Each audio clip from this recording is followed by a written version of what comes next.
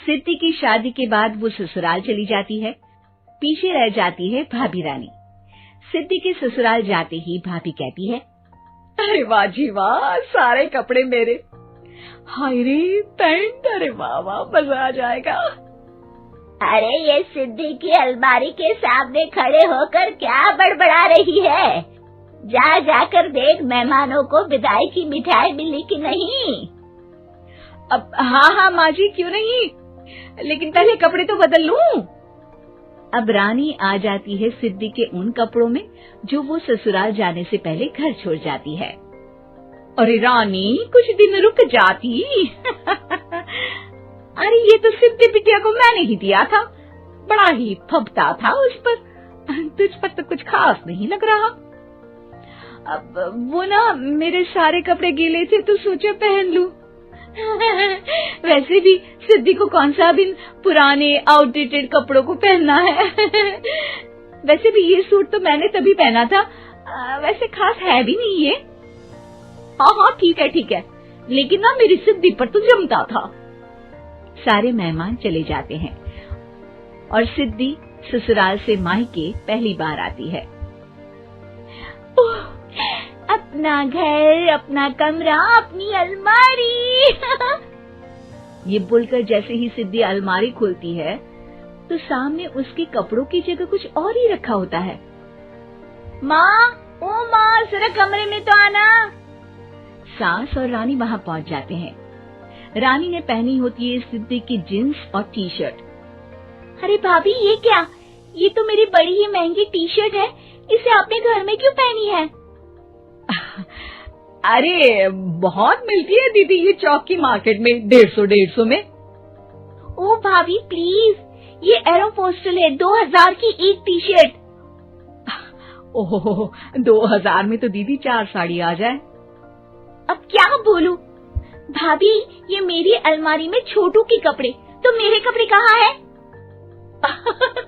मेरी अलमारी में? अब दीदी आपको कौन से पुराने कपड़े पहनने थे? माना भाभी, लेकिन मैं जब घर आती तो यही सब पहनती ना। अरे तुम तो बड़ी कंजूस हो दीदी। खैर, वक्त आता है जब सिद्धि ससुराल के लिए रवाना हो रही होती है। अरे रानी, अंदर से सिद्धि का गिफ्ट ले आ, लड़की पहली बार ससुराल से मायके आई है। रानी अंदर जाती है और एक सिंपल सी साड़ी लेकर बाहर आ जाती है। ये लीजिए माँ जी।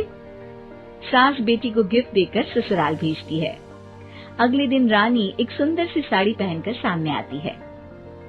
अरे रानी, ये तो वो साड़ी है जो मैंने सिद्धि को देने के लिए दी थी जब वो ससुराल ले जाती, लेकिन ये तूने कैसे पहन ली?